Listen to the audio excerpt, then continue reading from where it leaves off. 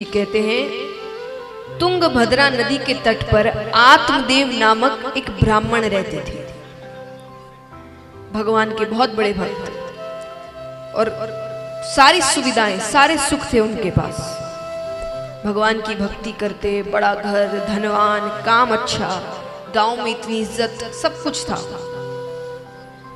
और वो जितने गुणी थे उतने ही अवगुण उनकी पत्नी में थे। झूठ बोलना, कलह करवाना, घर तोड़ना। जब तक उठने के बाद वो 2-3 घरों में कलह ना करवा दे वो भोजन नहीं करती थी। पर इस पर भी आत्मदेव बड़े प्रसन्न थे। क्यों थे? आत्मदेव कहते कि ऐसी पत्नी दी है तो ही आपके पीछे लगा हुआ, अच्छी दी होती तो उसी के पीछे लगा रहता। तो इस पर भी प्रसन्न थे। बस एक दुख था उन्हें कोई संतान नहीं थी। बड़ी कोशिशें की हर तरीके से, पर उनको संतान नहीं हो रही। अंत में उन्होंने घर में वो एक गौ माता लेकर आते हैं और ऐसा सोचते हैं कि अब इसी के जो बछड़ा या बछड़ी होगी उसको अपनी संतान मानकर पाल लूंगा। पर ऐसा दुर्भाग्य कि वो गौ माता भी बांझ निकली, उसे भी कोई संतान नहीं। अब आत्मदेव को लगने लगा कि मुझ में कोई कमी है। और कमी किस रूप से? कि मैं मनहूस हूं, मैं जिसे अपने घर लेकर आता हूं उसे संतान नहीं होती। ऐसे जीवन क्या करे, ये सोचकर उसके मन में विचार आया आत्महत्या कर लेते।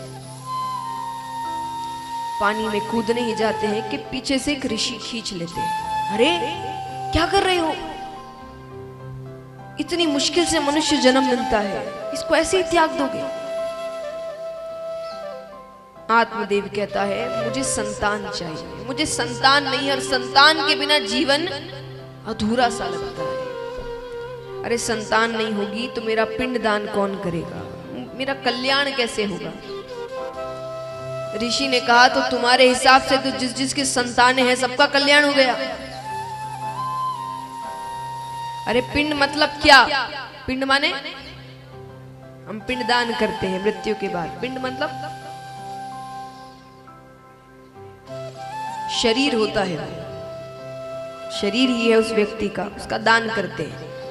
पिंड तो पिंड माने शरीर, उसको भगवान की भक्ति में लगा दो, हो गया पिंडदान, हो गया कल्याण। ऋषि कहते जब खुद का कल्याण खुद कर सकते हो तो दूसरों पर निर्भर क्यों हो कि वो करेगा तो कल्याण होगा। अरे अगर पूरा जीवन खाली अपना पेट भरने में और संतानें पैदा करने में निकालना था तो तब तो तुम पशु ही बन जाते। वो भी तो यही करते हैं, अपना पेट भरते हैं या संतानें पैदा करते हैं, और क्या करते हैं वो? तो ऋषि कहते वही बन जाते, फिर तो मनुष्य क्यों बने? बार बार नहीं पाइए मनुष्य जन्म की मौज, बार बार नहीं मिलता ये जन्म। अगली बार क्या बनेंगे कुछ नहीं पता। जैसे मक्खियों मच्छरों को मारते रहते हैं ना, नहीं पता अगली जन्म में खुद भी यही बने होंगे।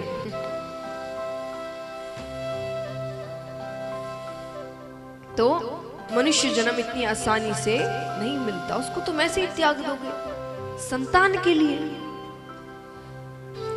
पर मानो ये सारी बातें व्यर्थ ही गई। आत्मदेव तो ऋषि के चरणों में पड़ जाते हैं, आप मेरी सहायता करिए, मुझे कुछ तो आशीर्वाद दीजिए, मुझे बस एक संतान चाहिए। तब ऋषि ने उनको एक फल दिया कि ये अपनी पत्नी को खिला देना, और मैंने अपने आज तक के तप का सारा तेज इस फल में डाल दिया है, बड़ा तेजस्वी पुत्र होगा तुम्हें। ठीक है, लेके जाते हैं, पत्नी को सब बताते हैं, फल दिया। पत्नी सोचे कहां से लेकर आए हैं, खाने से क्या हो जाए। अब वो बैठे बैठे सोचे कि मान लो मैं गर्भवती हो भी गई तो 9 महीने तक तो हर जगह आना जाना बंद, क्योंकि वो कहां जाती थी, क्या करवाने जाती थी बताइए?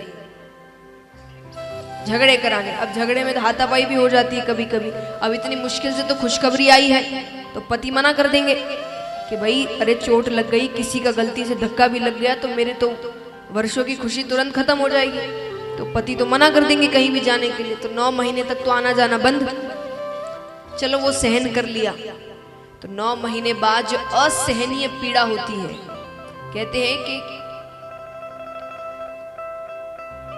पढ़ाई होती, स्टडी होती है, ये सबका पता करते हैं फैक्ट्स के हिसाब से, तो दुनिया में सबसे दर्दनाक पता है क्या होता है, इसमें सबसे ज्यादा तकलीफ होती है, पहला तो होता है जलना, सबसे ज्यादा दर्द होता है, और दूसरा होता है एक संतान को पैदा करना। इतनी तकलीफ होती है उस वक्त, इसलिए तो कहते हैं कि वो एक नया जन्म ही होता है औरत का। तो वो कहती है कि असहनीय पीड़ा होती है, उसको कौन सहे। और चलो वो भी सह लिया, तो उसके सहने के बाद भी कम से कम बच्चा जब तक 4-5 साल का नहीं हो जाए उसी के पीछे लगे रहो, है ना। जब तक वो थोड़ा 4-5 साल बाद वो थोड़ा समझदार होता है, तब तक तो उसी पीछे लगे रहो, उसी के काम करते रहो। वो कहते मुझसे तो ये सब नहीं होगा। इतने में ही उसकी बहन का आना होता है। उसने अपनी बहन को सारी बातें बताई। बहन कहती है देखो, तुम्हारे पास धन की कमी नहीं, मेरे पास संतानों की कमी नहीं। मैं अभी 1 महीने के गर्भ से हूं।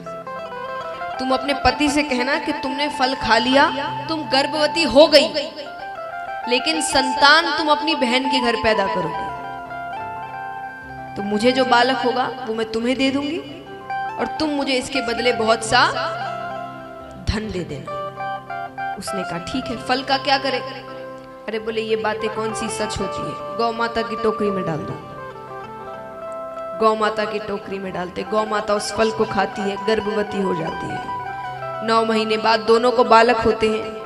होते माने वो तो बहन का बालक लेकर आती है, और यहाँ गौ माता को एक बालक होता है। दोनों का नाम रखा जाता है। तो पत्नी का नाम था धुंधली, तो धुंधली से जो बालक हुआ उसका नाम रखते हैं धुंधकारी,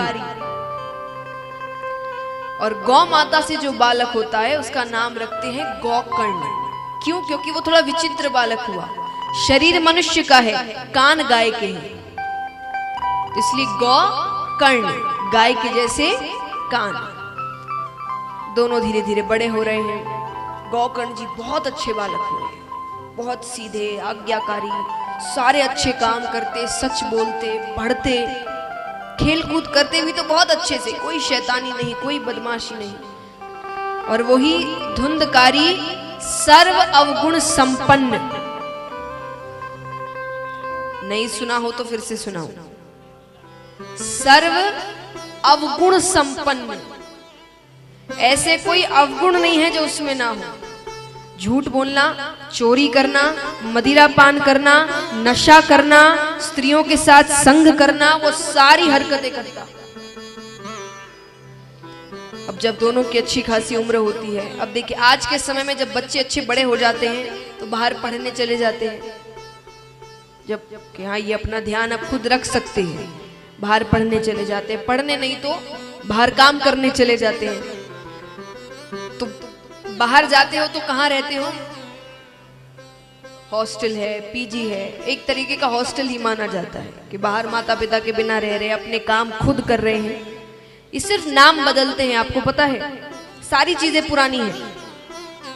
पहले क्या होता था, ऐसा ही माता पिता के बिना रहना पड़ता था, पढ़ने जाते थे, खुद के काम खुद करने पड़ते थे।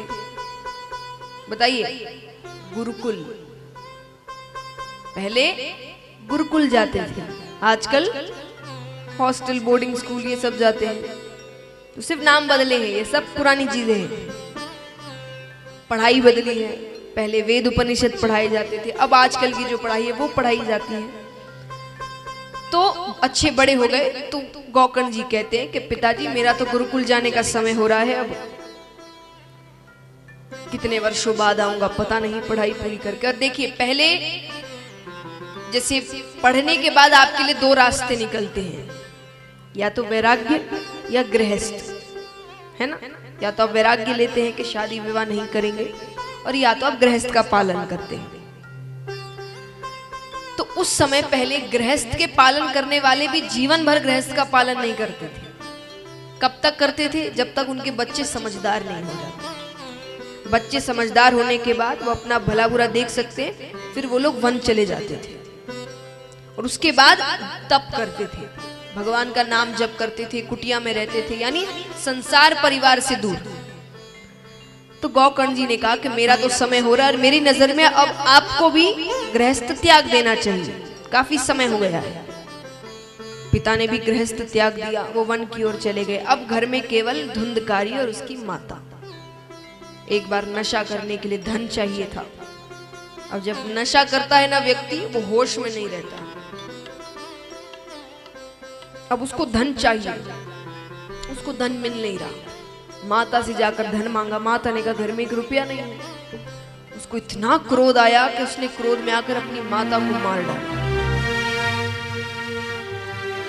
अब पूरी आजादी, अब घर पर कोई रोक टोक करने वाला नहीं। कितनी स्त्रियों को घर पर लेकर आ गया, उनके कहने पर राजा के खजाने में चोरी करी। अब स्त्रियों ने सोचा एक ना एक दिन तो पकड़े जाएंगे, वो राजा है, उनके सैनिक तो पकड़ ही लेंगे, इसके चक्कर में हमें भी दंड मिलेगा। तो एक रात्रि उसको बहुत मदिरापान कराया गया, बिल्कुल होश में नहीं है वो कि कुछ कर सके। अब उसको मारने की कोशिश की जा रही है और इतने पाप किए हैं, इतनी जल्दी तो मृत्यु आने से रही। बड़ी कोशिशें कर रहे हैं, उसको बड़ी तकलीफ हो रही है, लेकिन वो मर नहीं रहा। अंत में गरम गरम दहकते हुए कोयले होते हैं ना, वो उसके मुख में डाल दिए। बहुत दर्दनाक मृत्यु आई। उसके बाद भी उसको प्रेत योनि प्राप्त हुई, यानी मुक्ति नहीं मिली। वो प्रेत की तरह घूम रहा है। प्रेत योनि क्या होती है कि उनको मुक्ति नहीं मिलती, वो यहीं रह जाते हैं, यानी इतने पाप किए हैं कि उनको मुक्ति नहीं मिलती। अब यहाँ पर गौकर्ण जी को पता चलता है कि भाई की मृत्यु हो गई। वो गया में श्राद्ध इत्यादि करवा कर घर वापस लौटते हैं। घर में सोने लग रहे हैं कि अचानक किसी के रोने की आवाज आ रही है। उन्होंने आवाज लगाई, कौन है? धुंधकारी कहते हैं, मैं तुम्हारा भाई हूं। अरे मुझे प्रेत योनि प्राप्त हुई है, मुझे मुक्ति चाहिए। गौकर्ण जी कहते हैं, मैंने गया में श्राद्ध इत्यादि सब करवा दिया था, ऐसे कैसे मुक्ति नहीं मिली?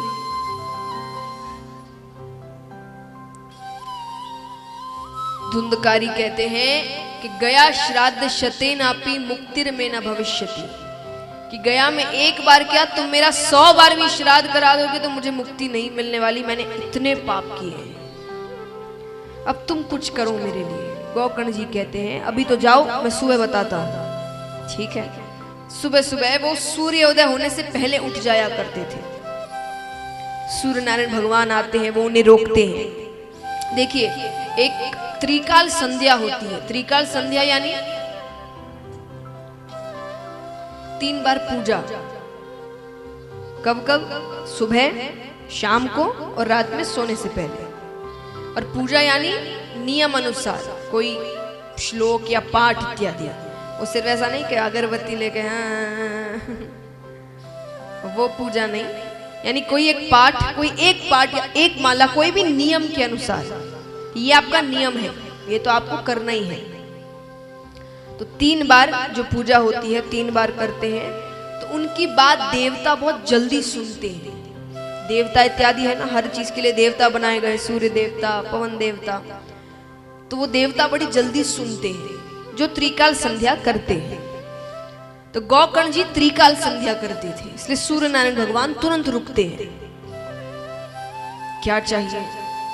गौकर्ण जी ने पूरी बात बताई, मेरे भाई को मुक्ति कैसे मिले? सूर्य नारायण भगवान कहते हैं, तुम श्रीमद् भागवत कथा सप्ताह पारायण करो।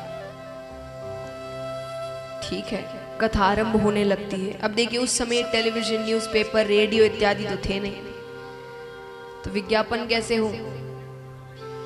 आजकल तो इनके माध्यम से ऐड हो जाती है कि कथा हो रही है, सब पहुंच जाना। पहले क्या करते थे? पहले कुछ महिलाओं को बता देती थी।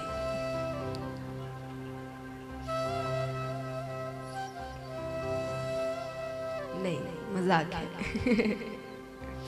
पहले क्या करते थे, अपने कुछ मित्र रिश्तेदारों को बताते थे और उनसे कहते थे तुम अपने मित्र रिश्तेदारों को बताओ, वो उनसे कहते थे तुम अपने मित्र रिश्तेदारों को बताओ, यानी ऐसे कर करके सब खबर को अपने आसपास अपने जान पहचान के लोगों में पहुंचा देते थे।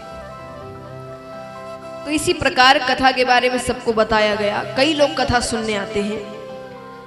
अब यहाँ पर वो तो प्रेत है, प्रेत ठहरते नहीं है, घूमते रहते हैं, कहीं ठहर नहीं सकते हो। तो इसीलिए धुंधकारी जी के लिए 7 दिन की कथा है, तो 7 गांठों वाला बांस मंगाया गया, यानी उसके बीच बांध के उनको रखा जाता है। पहले दिन की कथा होती है, पहली गांठ फट जाती है, दूसरे दिन की कथा दूसरी गांठ फट जाती है, करते करते 7 दिनों में 7 गांठें फटती है और उसमें से एक दिव्य पुरुष निकलते हैं। धुंधकारी जी को लेने भगवान का विमान आता है। अब भगवान का विमान आया तो गौकर्ण जी को बात अच्छी नहीं लगी। गौकर्ण जी कहते नहीं, कथा सबने सुनी है, विमान से इसके लिए क्यों? अब मान लीजिए यहाँ कितने हैं जो 7 दिन कथा सुनेंगे, या 7 दिन का समय लेकर रखे हैं कि हम 7 दिन की कथा सुनेंगे? हाथ उठाना। मान लीजिए 7वें दिन यहां पर बैठे किसी एक भक्त को भगवान आकर दर्शन देकर चले जाए, आपको अच्छा लगेगा? गलत है ना? आप कहेंगे समय हमने भी दिया है, पूरी कथा हमने भी सुनी, ऐसे कैसे एक को दर्शन मिल गए?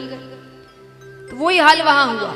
गौकर्ण जी सब कहते हैं कि ये क्या बात थी, सबने कथा सुनी है, सबने समय दिया है, सिर्फ विमान उसके लिए क्यों?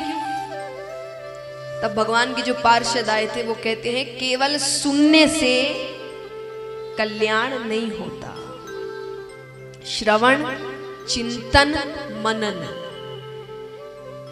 पार्षदों ने कहा कि आप सब तो कथा सुनते थे, कथा सुन के घर गए, घर के कार्यों में लग गए, सब भूल गए।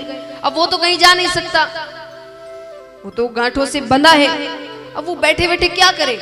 तो कथा का चिंतन करता।